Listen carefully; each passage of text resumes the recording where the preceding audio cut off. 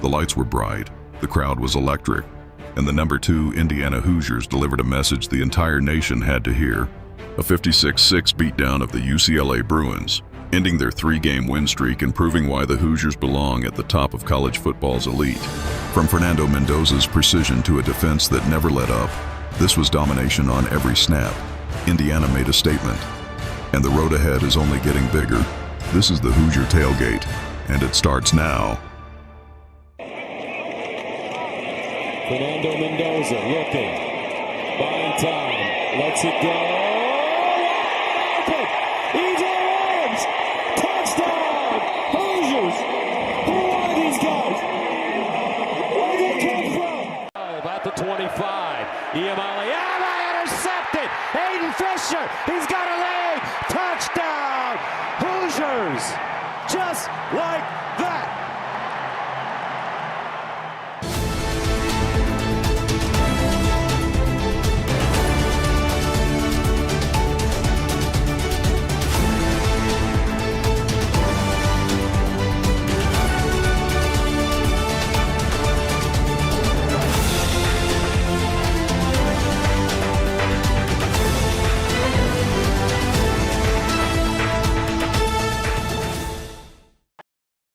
Welcome back to another edition of the Hoosier Tailgate here on thehoosier.com. I'm the coach Shannon Griffith, and the number 2 Hoosiers made a national statement in Bloomington with a commanding 56-6 rout over the UCLA Bruins. The Hoosiers dominated from start to finish, showing why they belong amongst the very best in college football. On today's shows, we're going to break down how Indiana dismantled the UCLA team, riding a 3-game win streak, and what this means as the Hoosiers march towards the college football playoffs, as well as a possible appearance in the Big Ten championship game coming up here in a couple of weeks. Hello again, everybody. I'm the coach Shannon Griffith, and welcome again to another edition of the Hoosier Tailgate here on thehoosier.com. Well, you couldn't be any more prouder of a team that took a team like the UCLA Bruins, 1-11 against the 3 games that they had won. Those teams' records were 1-11, and the teams that they had lost to, records were 16-5 overall, and add the Indiana Hoosiers into the equation as well. And they went out and never, ever gave UCLA any hope. And that is what a good team does. You never give them hope.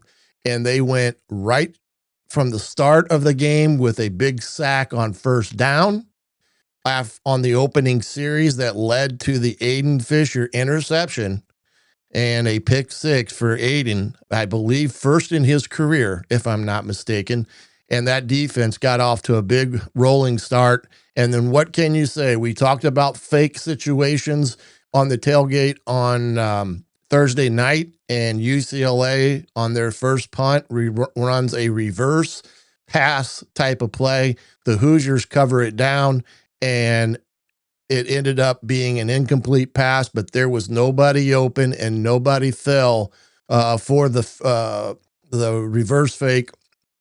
And they kept the edge. So very well done by Indiana, the coaching staff in general, about making the Hoosiers aware of what may happen in that ball game, because we said that UCLA coach Skipper was always going to try to steal a possession. That's what he has done the previous 3 weeks, and there wasn't any doubt that they were going to try it again, especially the way UCLA got off to that bad start for them. And that had more to do with Indiana than it did UCLA, in my opinion. But the Hoosiers did well, took care of business, retained the number 2 ranking in the AP and the coaches poll.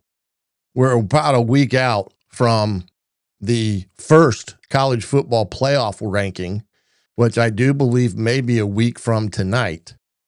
And we will see how things stack up in that regard.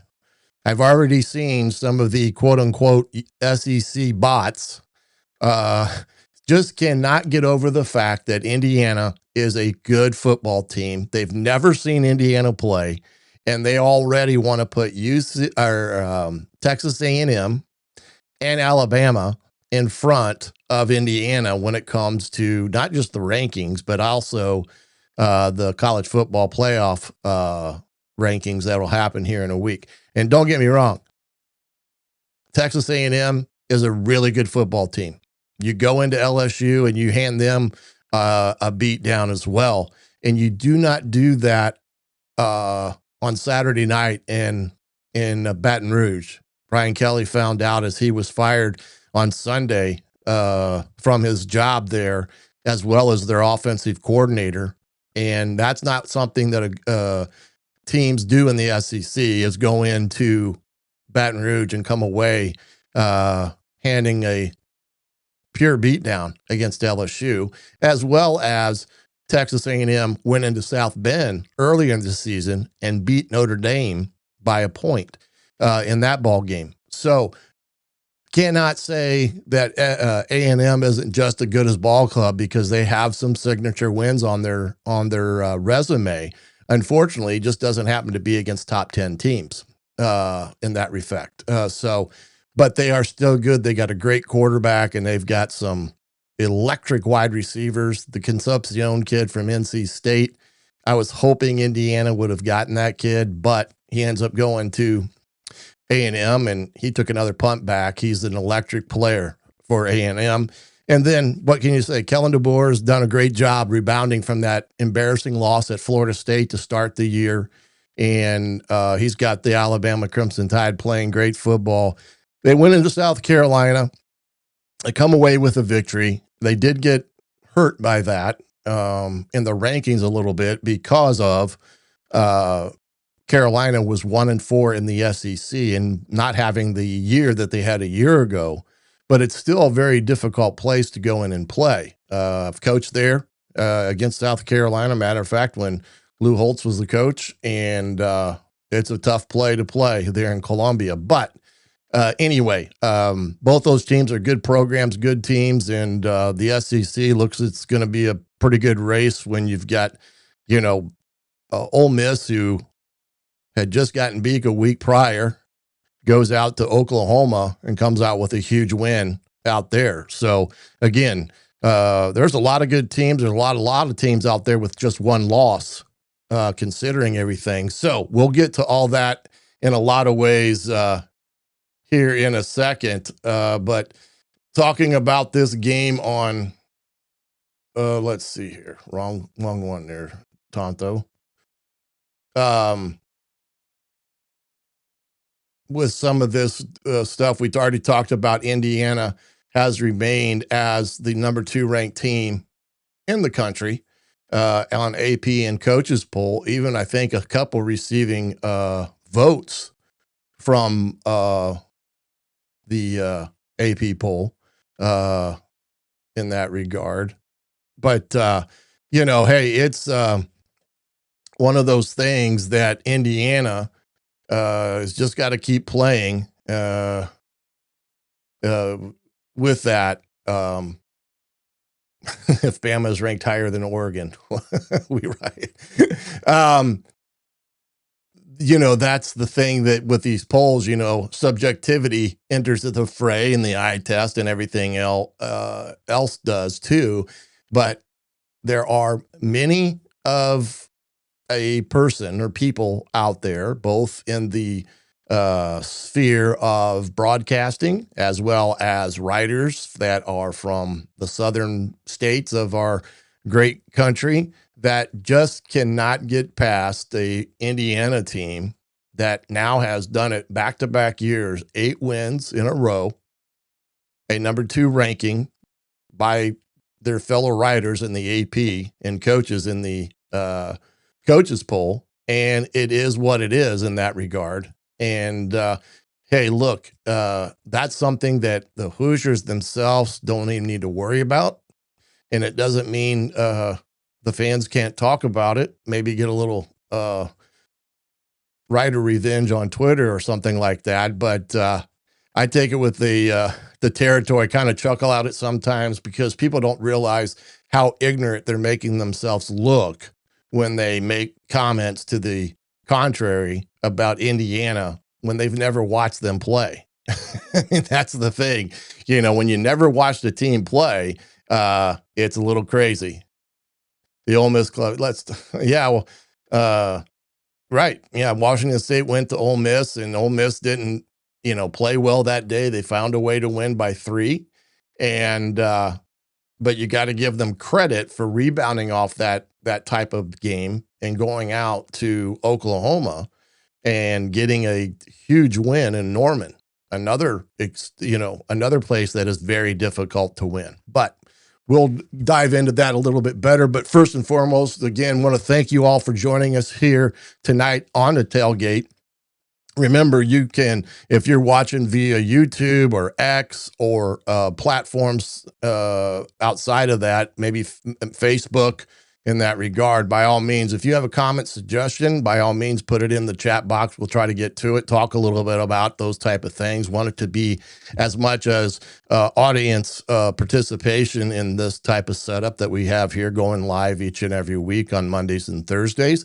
And also remember, on my Hoosier Tailgate X site at the top, link in the link tree is up there in the bio part. Hit on that. You can get a direct link to the to Hoosier Tailgate storefront there with Fanatics.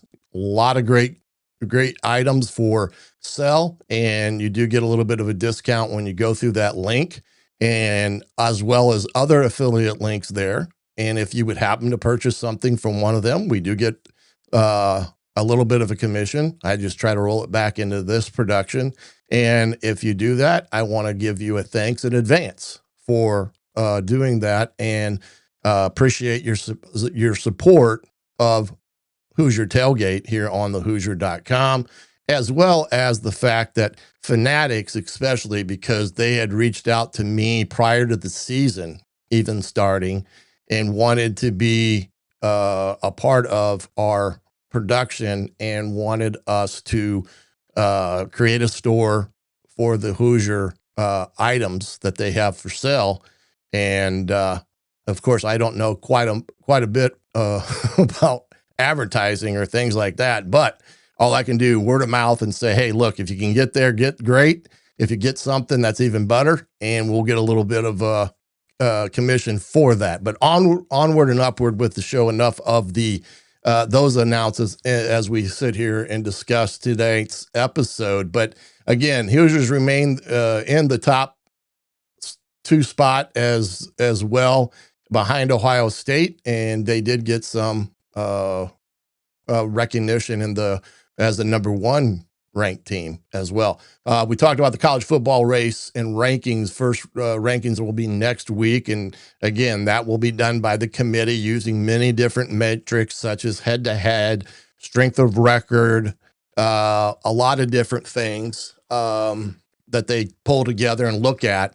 So we'll get an idea there. And remember, as always, everything is a fluid scenario because it is at a snapshot in time, which just happens to be after the next game, and it can change very rapidly between now and the following week and so forth. So it's one of those things that you just got to understand with these super college football playoffs polls. They change week to week and everything with that. Okay, if Indiana just keeps handling their business week to week, they will be set up for great for both the Big Ten championship and the college football playoffs. # Go Hoosier. Well, I thank you there, sir, and appreciate your contribution. We try to get everybody in, so I do appreciate that. And you're right. Indiana's focus is just that next game mentality. Who's up next and who are they and what do we have to do to get a win? And that mentality, it sounds cliche-ish because I use the term always is one game at a time. And when you strip everything down to the mindset of it is one game at a time. because it doesn't matter what you did last week or what you may do in a couple weeks down the road. It really matters what you're doing with the week in front of you. And so you got a great quote of that last week about putting it in your rear view mirror. So again, Indiana just needs to keep doing what they've done thus far with the teams that they're taking on, who they got in front of them. We talked about Brian Kelly and his firing that took place on Sunday. His buyout was something like $54 million, as well as Joe Slogan, I think his name. Joe is the offensive coordinator. He was also dismissed. His buyout, though, was like $543K.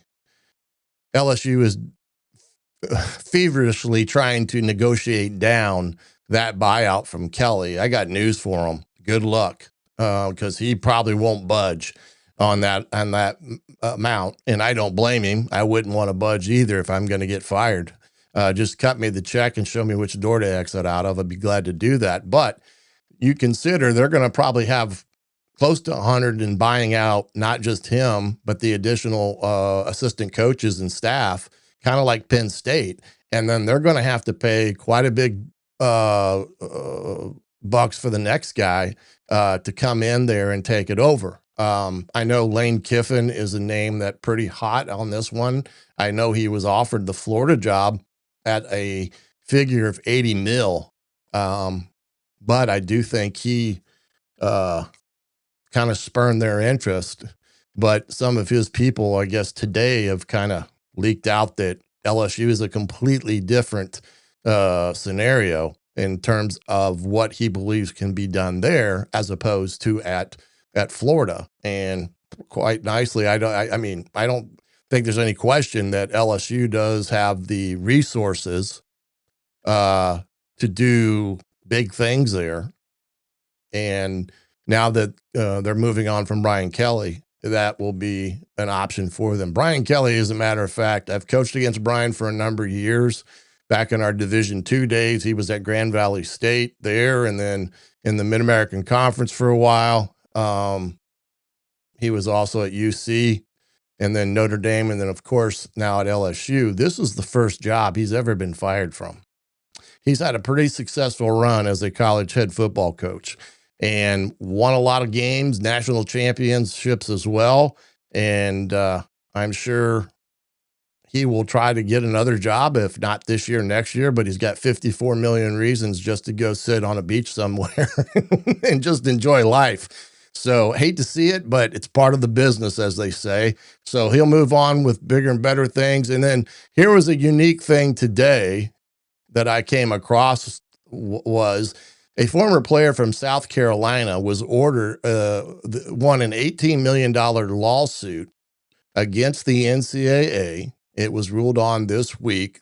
The NCAA was ordered to pay him $18 million because the NCAA failed to warn the players of the risk of concussions. And I thought to myself, wow. I mean, I can remember when I was coaching, it was pretty standard rule that you spoke about concussions, you spoke about what the trainers' responsibilities were, and that the coaches had no say-so in whether a kid played or didn't play, and so forth and so on.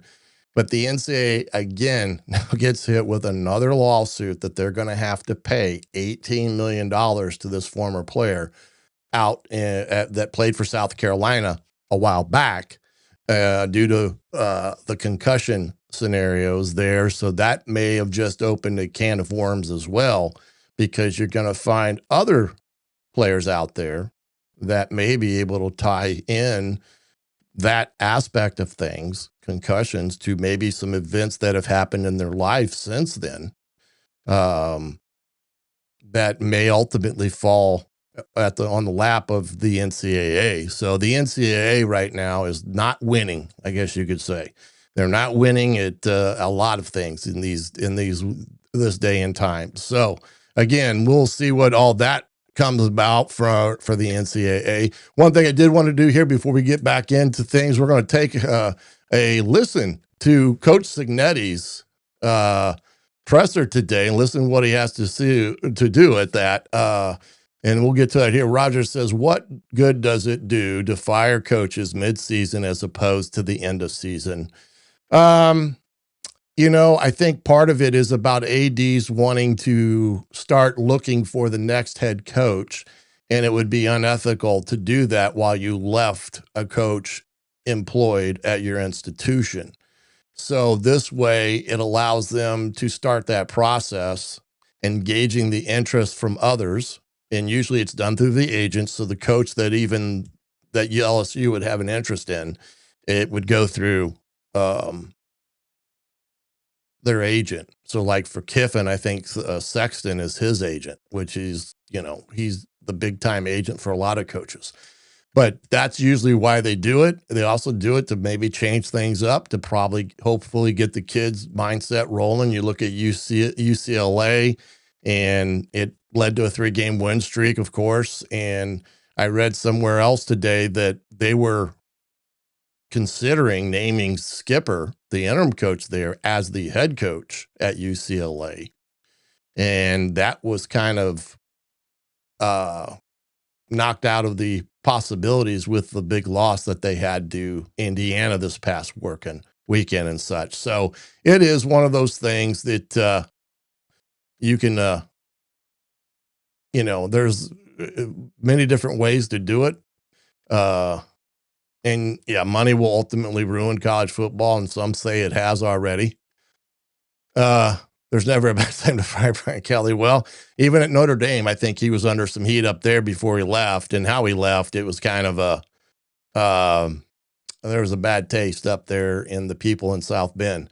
I appreciate that, Todd, and glad for you to come in and be a part of the tailgate tonight, and bring somebody else along next time. But we always appreciate anyone and everyone coming in to stop by to talk Indiana football and listen to an old man rumble a little bit.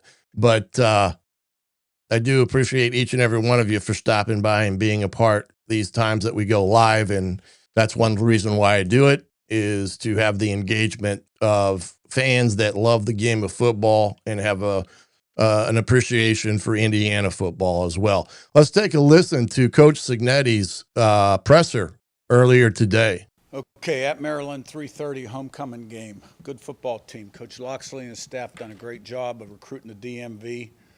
Excellent young talent. A lot of it showing up on the field, especially on defense as true freshmen. They got off to a 4-0 start, and they had Washington 20-0 with 3 minutes going in the third quarter for win 5, and then went into the fourth 20-3, and it kind of came apart on them and lost by 4, and then lost to Nebraska by 3, who's a 6-2 football team, as is Washington. And UCLA's a tie game with 33 seconds to go, and UCLA hits a couple big plays, kicks a field goal with 2 seconds to go in the game to win. So 3 tough losses. They're open this week, but really impressed with them as a football team. I mean, they're in the top 10 in the country in turnover ratio. They've got a new defensive coordinator. It's been in the NFL for 16 years, was linebacker coach for the Ravens. 2 Super Bowls there. They have 14 interceptions, 22 sacks. They're giving up 17 points a game. Their offense is only giving up 2 sacks.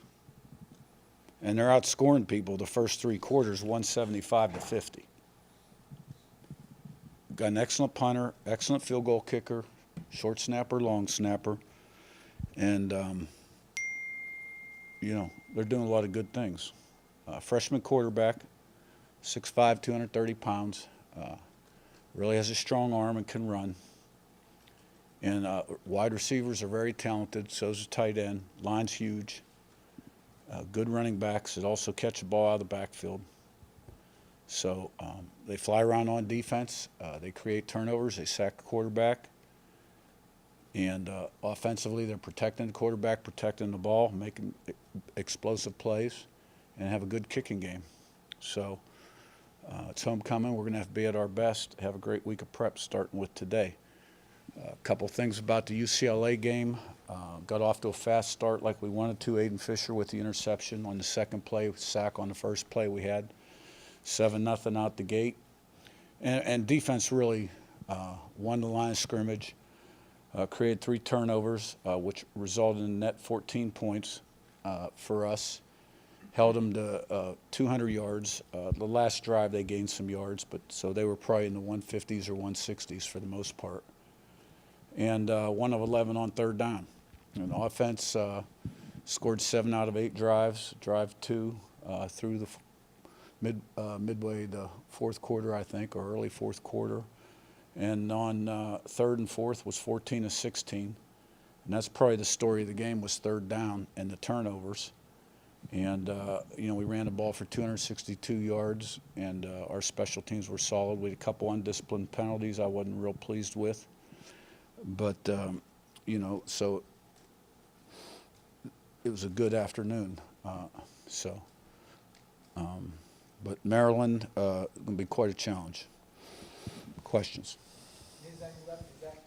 First, just real quick, I know Aiden Fisher was going through some tests. Did you get an update, and do you anticipate him being available for Saturday or out any long term? I would list Aiden Fisher as probable.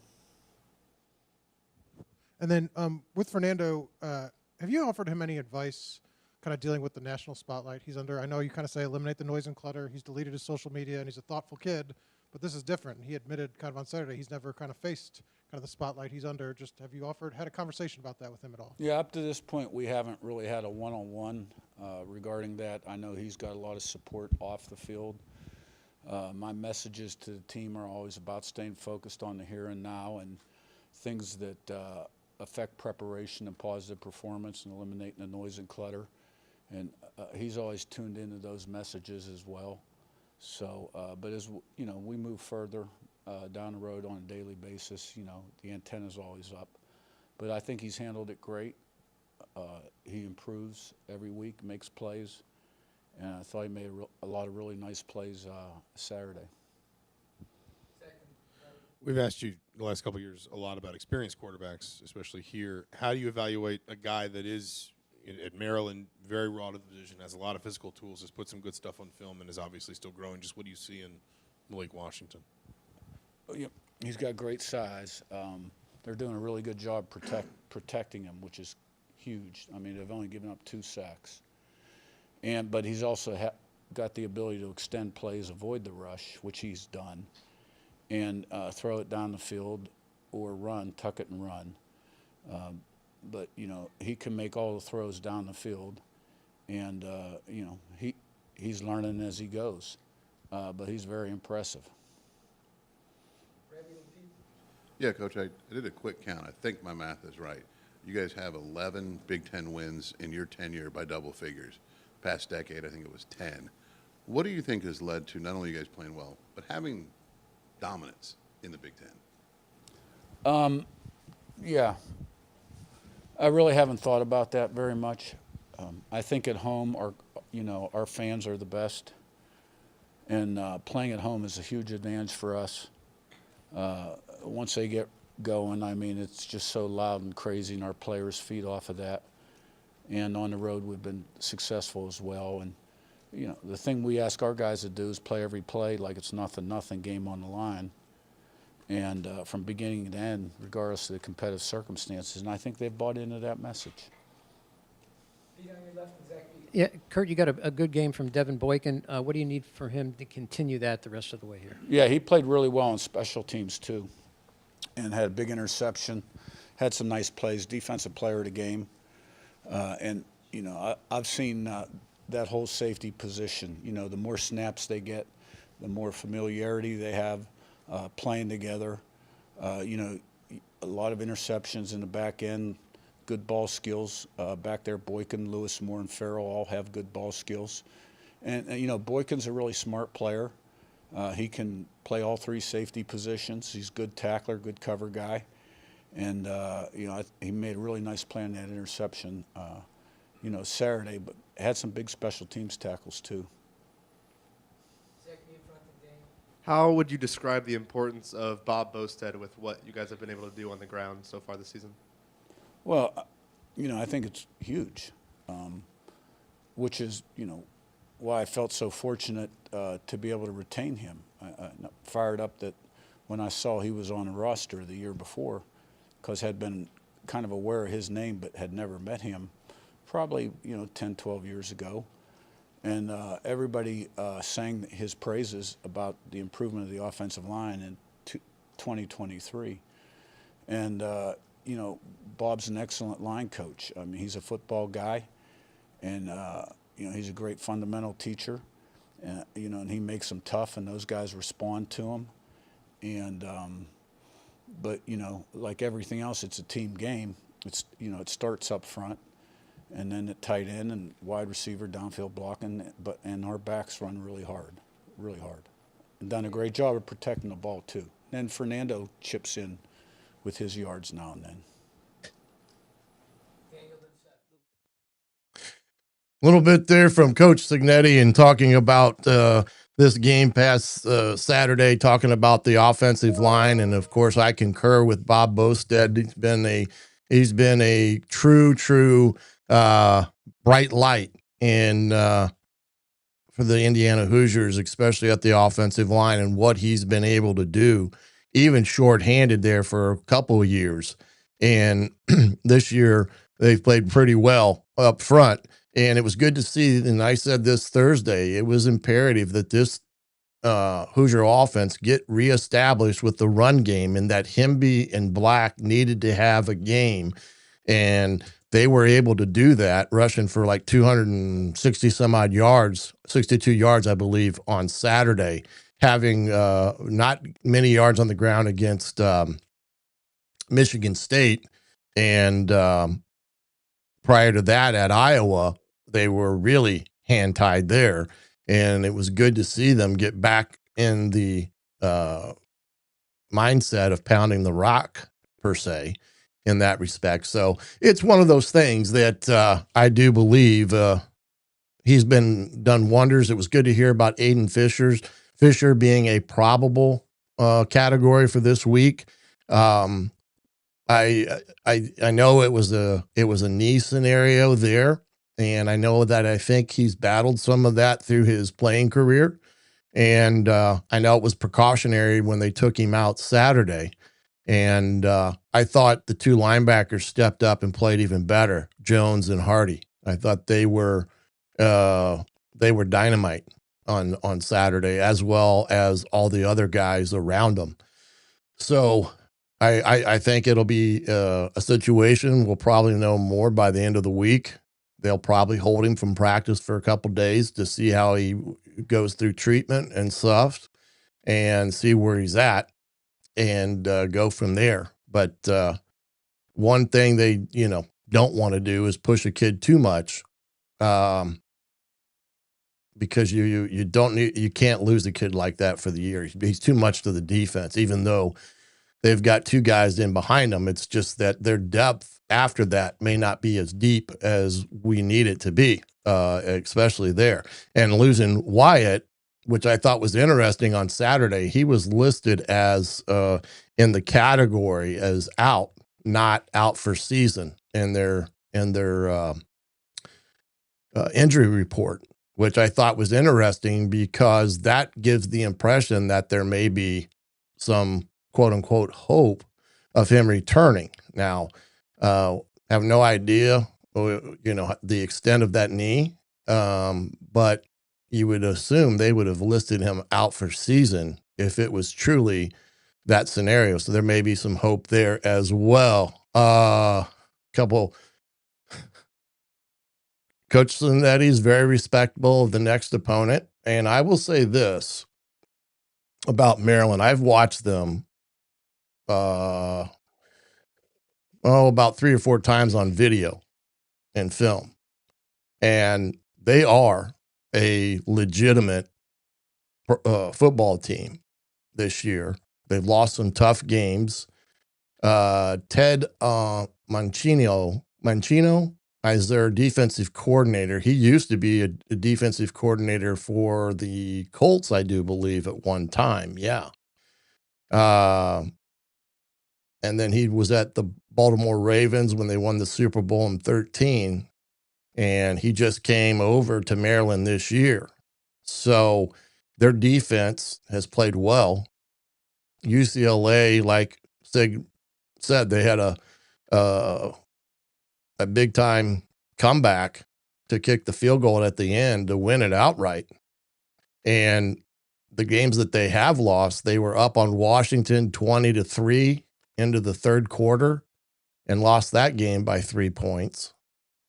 And the other game, I think, was Nebraska that they let slip through their fingers as well. So it's a tough place to play. We're going to talk more about that on Thursday. Indiana has not played well at Maryland in the past. They've gone out there and gotten their you-know-what kicked a couple of years. So we'll get into that more so when it comes to that. And I have a lot of respect for Coach Loxley. He is a really good football coach and a very good offensive mind. And the kid that he's got, this Washington kid, he talked about him. He's like 6'4", 6'5". He's 230 pounds, but he's a load now, and he's only a freshman. So that says a lot in itself right there. But let's take a look from Saturday at some of the things that kind of went through. We'll come back to that one in a second. Let's go over here to the scores from this past weekend. Of course, Indiana 56-6 over UCLA. Nebraska beats Northwestern 28-21. And Northwestern had been on a pretty good run there. They had just beaten Penn State the week prior to that.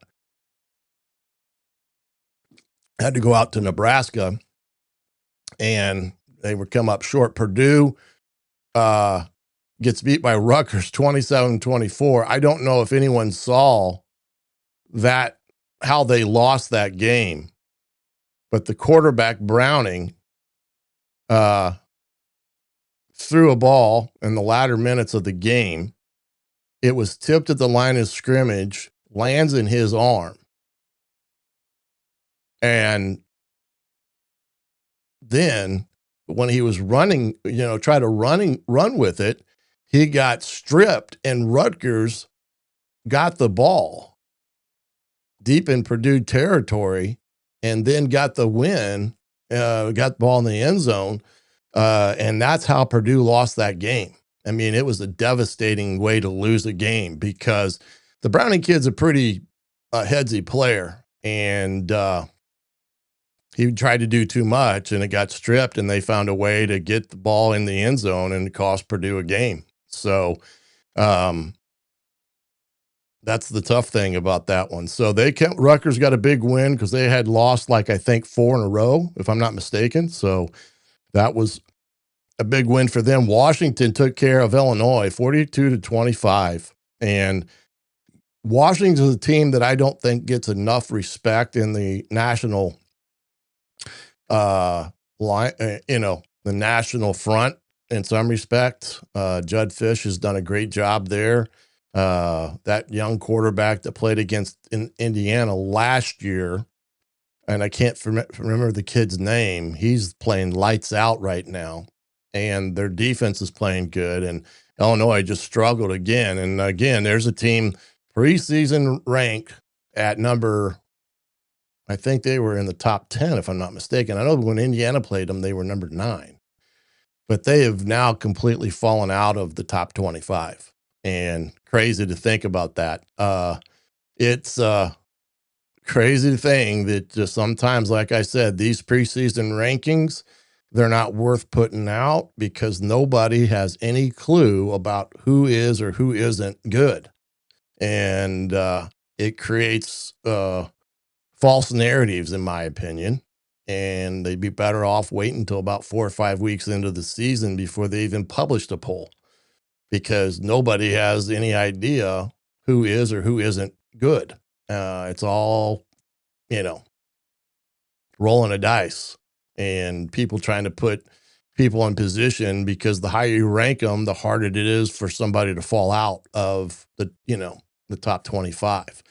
Iowa got a big win, beating Minnesota 41-3. And Minnesota had just come off a huge win at home versus Nebraska, where they really pounded Nebraska. And Iowa, another team that playing real well, playing good football, and they really hammered Minnesota. And I do think Iowa, I do think Iowa, if they play, Oregon, Ohio State left in the year, they're going to get one. Yeah, they play Iowa Saturday. That's right. Thanks for that. Appreciate that. Yeah, I still think that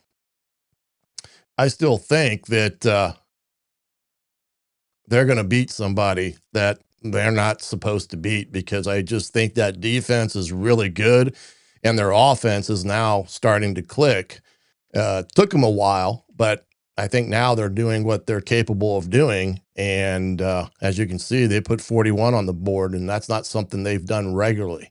Oregon struggled with Wisconsin for a little bit. Very rainy out there in Oregon Saturday. They did ultimately get to, I guess that game was 21-0 for the most part. And I think Wisconsin scored late, but they come away with the win against Wisconsin, who is really struggling. And it sounds like they're going to stick with Fickle, and they'll be Indiana's last home game a week from this Saturday in Bloomington.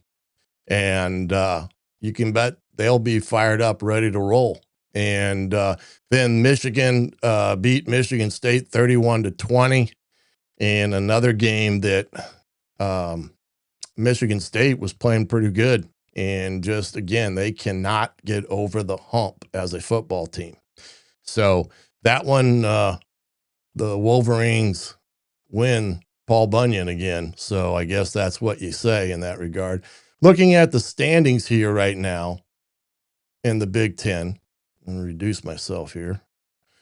As you can see, Indiana, Ohio State are the only two undefeated teams in the Big Ten. Indiana has one more win. The Buckeyes play Penn State this week on Saturday, and they were off, if I'm not mistaken. Of course, Oregon with their win, Iowa, Michigan, USC. Those are the 1, 2, 3, 4. Was that 5 teams? 4 teams. 4 teams now at 4-1. Before this weekend, I think there was 7 total. But you now have quite a few that have 2 losses, Washington being one of them, as is Nebraska, Northwestern, and Minnesota, and the Bruins of UCLA. And there you have the rest of the league. And it's hard to believe that Penn State is 0-4. It's in 3-4 overall. It's something that I would never in a million years would have expected them to fall from grace as quickly as they have. And as well as Michigan State, would not have picked them to be 3-5 at this point in time either. But it is what it is. And of course, Purdue and Wisconsin both 0-5 as well, 2-6 overall. And that kind of gives you a little bit of the snapshot of the Big Ten as we head into, I think it's week 10, if I'm not mistaken. Let's see here. Let's go back to this one here. Sorry about that. Couple things I wanted to kind of go through. ESPN FPI rankings thus far. You've got Ohio State and Indiana. Now, Indiana was 3. They jumped up 2 spots this past weekend. Part of it was because Oregon only beat Wisconsin by 14. And you can kind of see the win out percentage that Indiana has and Ohio State has right there at 32 and 39%. And right now, the top 3 teams in the Big Ten are at the top of the FPI rankings. Isn't that something? Because after that is Alabama, Notre Dame, Georgia, Texas, they're the only 2-loss team that's in that scenario, and they escaped Mississippi State barely. Got a big punt return late. Then there's Texas A&M, who bumped up 2 spots, and you can kind of see some of their deals here with the national aspect of things. And you can kind of see where they're at. They're 8-0 as well as Indiana is. And you can see the difference between the two. When you head over to the strength of record rankings, this is the resume type. This is where A&M jumps in front of everybody, as their strength of record is number 1 in the country, and they're 8 in FPI. And their strength of schedule is 14th in the country, with the remaining strength of the schedule of 15 in the country. So they do have some, behind the numbers type of things that makes them look pretty good on paper. Indiana is the second with strength of record. Now their schedule was 42nd and remains at 33. That may or may not hurt them as we go through the rest of the year, because those change on a weekly basis. If you look at Ohio State, they have a strength of schedule of 34, but they have a strength of schedule remaining of 42. And you can kind of see it's almost flipped between them and Indiana. So kind of interesting there when you look at the strength of record scenario, in the nation. And there's Vanderbilt, another team that's playing well. You can see them. They had a strength of schedule of 32nd, a little higher than Indiana's, but their remaining strength of schedule is 8th. So they got some big time games ahead of them that could boost their credibility as well when you go through it all. And you can kind of see Louisville's had a pretty good year. They beat Miami. They've got a strength of schedule remaining of 64. Miami strength of schedule of 56. Oregon's is 12, which is good in their situation. But Georgia Tech, another team in the ACC, playing well, 43. And here's Ole Miss. They started out the year at 19 of their strength of schedule. And right now they have a remaining strength of schedule of 59, which would tell you they got a chance to really run the table. And some of these other SEC teams could trip themselves up when it comes to it. So that's an interesting one there by ESPN. Let's see. The next one here I wanted to show is the SP Plus rankings. Hopefully everybody can kind of see this pretty well. Let's see if I can blow it up a little bit more.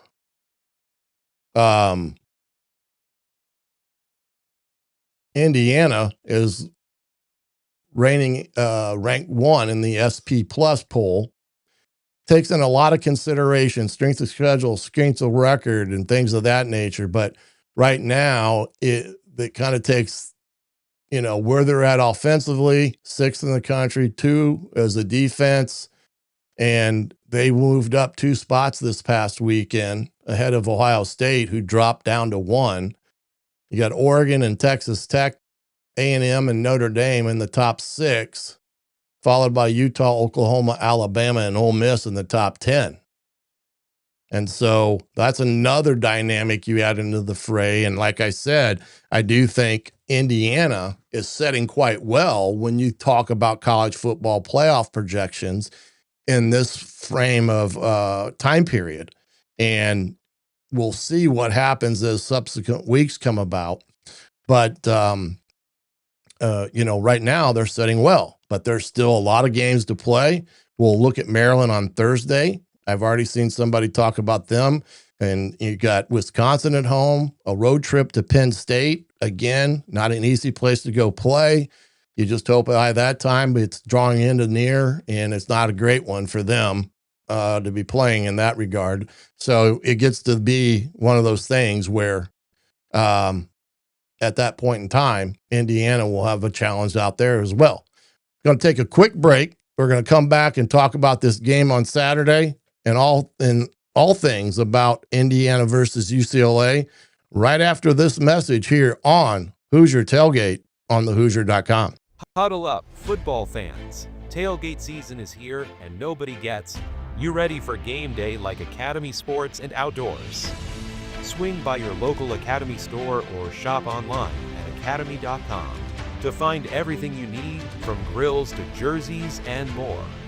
Be a watch party legend with gear from top brands like Nike and Under Armour, all at unbeatable prices every day.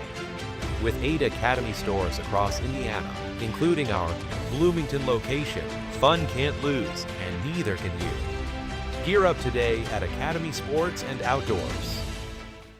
If you haven't signed up for BetMGM yet, use bonus code on3, and you will get up to a $1,500 first bet offer on your first wager with BetMGM. Here's how it works. 1. Download the BetMGM app and sign up using bonus code on3. 2. Deposit at least $10 and place your first wager on any game. 3.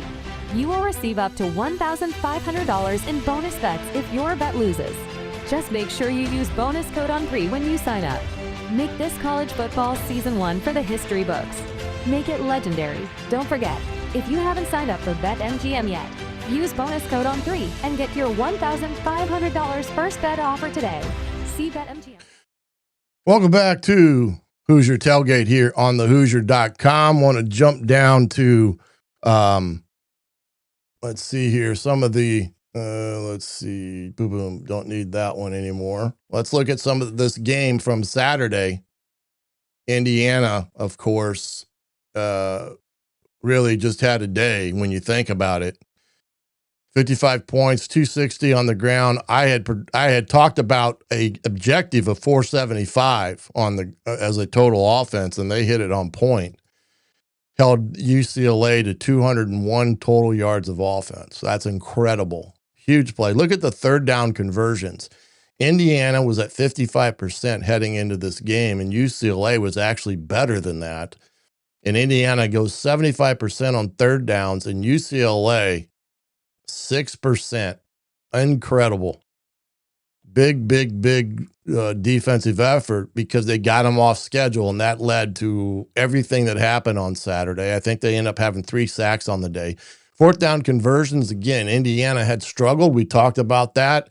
They were like 25% overall through the season. They come out away with 2 big fourth down ones, one on the goal line they had earlier, and then the big run by Kalon Black. And UCLA was 1 of 3, and that was another category that they had been really good in. Didn't get many chances because of the defensive effort Saturday that got them off schedule and behind the chains. Red zone, Indiana was 6 of 7 for 86%, and though UCLA was 1 for 1, they only had 1 chance inside the red zone. Indiana, I think, has given up the fewest chances in the red zone thus far of any defense. And UCLA got 1, but they only had 1 chance to do it. And then you look at red zone touchdowns. Indiana was 100% of getting touchdowns there. And look at that, 0%, no touchdowns for UCLA. Incredible. Indiana garnered 14 points off of turnovers. That puts them, I think, at about 48 on the year. Again, that's huge.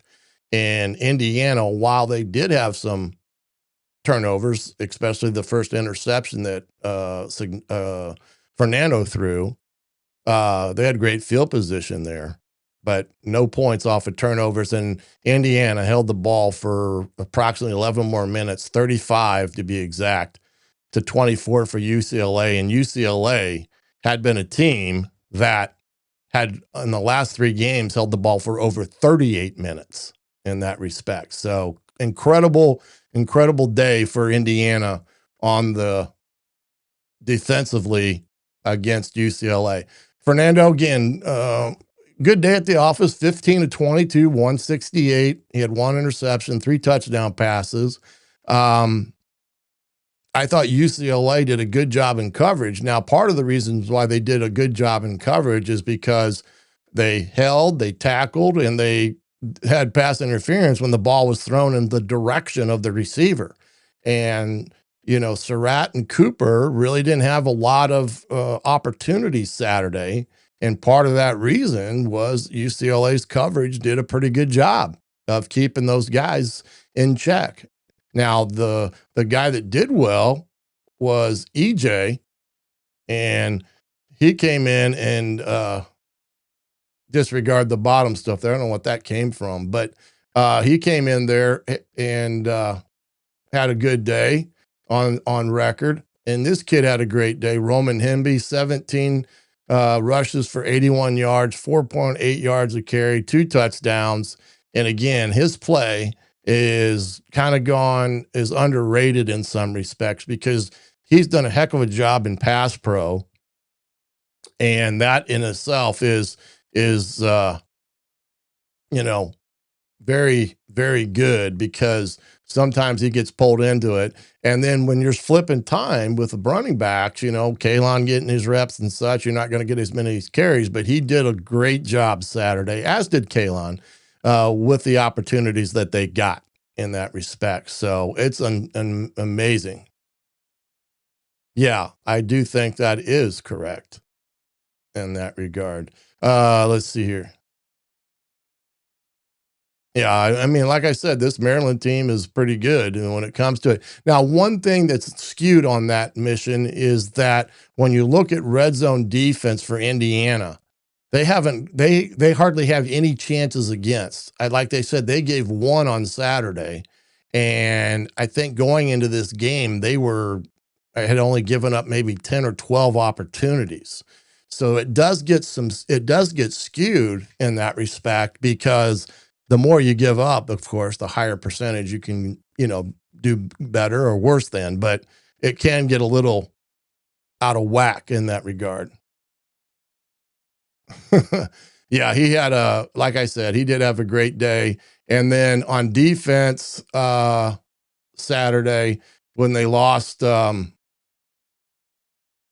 Fish, Isaiah Jones had a great day, 8 total tackles, 4 solos, a half a TFL and a half a sack. And up front defensively, I thought this kid played his best game. And well, that ain't Tyreek. I don't know where he went to, but he had a great day, was Tariq Tucker. And he had a sack, the first sack of the game, I believe. He did so good in that ball game. He's played some really good defense in the last few weeks, and I thought he was very big presence on Saturday up front, as well as the entire D line was. And when they play like that, man, they are tough. They are tough to compete against because they got such good speed and quickness, and they've got the power element behind them, and that's going to be. I mean, that's a tough thing to go against. And UCLA was getting hammered at the point of attack all day. They controlled it pretty well. Then let's head over to quickly here and try to get some of this in, some of the plays of this game. There's not many that per se up in the equation, but let's get over to the over here to the video room a little bit and take a couple look here of some of the plays. This was one of the big runs that Black had. Again, point of attack, Indiana just doing a great job. Simple inside zone. Guys getting to the second level. Pancake by Coogan. Just a very good play on first down in that respect. Here's a 3rd and 7. This is just great protection. I mean, they're rushing 3. They're zone blitzing them here, going to drop 8. So you take a look at this. It's a 1 high. So he's thinking at the snap, it's cover 1. Then they bail, and they're really kind of playing a cover 2 and dropping 8, trying to play their Tampa 2. As you see this backer here, he's going to run. Whoops, this guy. You're going to see him run right there to the middle of the field to play like a Tampa 2 look. But the protection is great. Fernando just steps up, buys some time, and then finds EJ over the drag and gets down to the one. And here's another look at it. And he does a great job, but more importantly, the job by the offensive line. And then here's the touchdown. And I was concerned about this guy off the edge because his guy, this to me is just kind of a little bit of poor effort by UCLA. This guy's got to dive or do something. And really, Indiana kind of got the way they were playing this. I mean, you got a guy free off the edge because they went an unbalanced set here. And Indiana is just going to do what they did against Oregon, block down.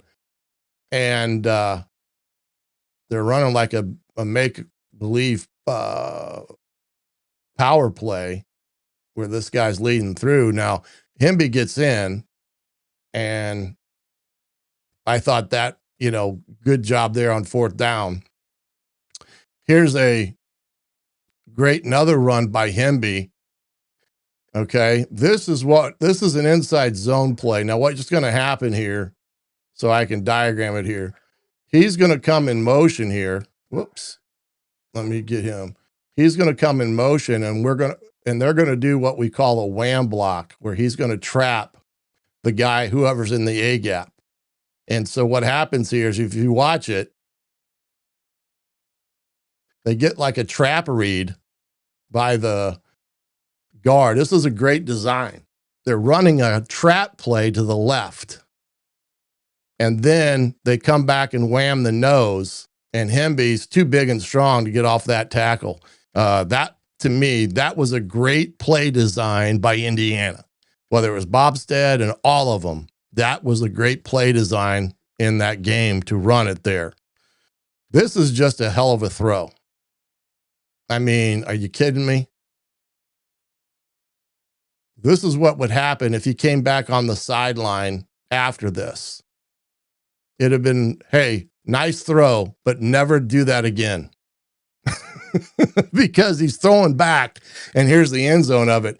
He's throwing back up across his body, back over the middle, and there's really not anything good, but he just makes a hell of a play. But that was a risky throw there. And here's the big run by Kalon on 4th and 1.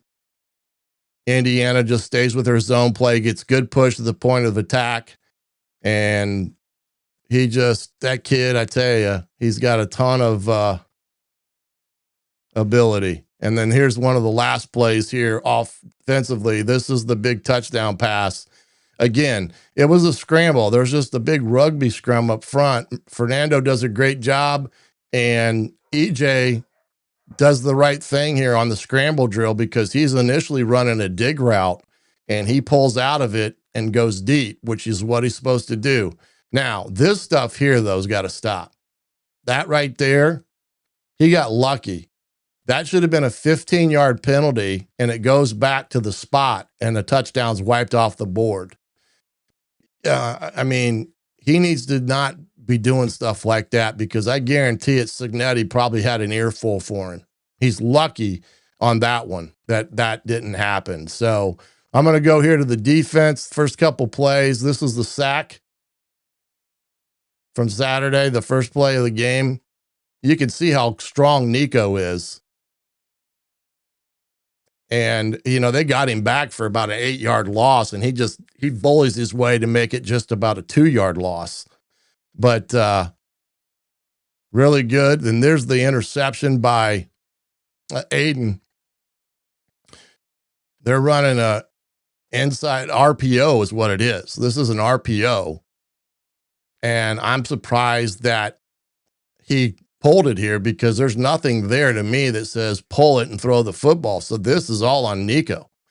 He should have given the ball, and it's one-on-one in the hole versus Lewis Moore. And he kind of drops down and throws it sidearm, and Fisher looks at it and says, look what I found.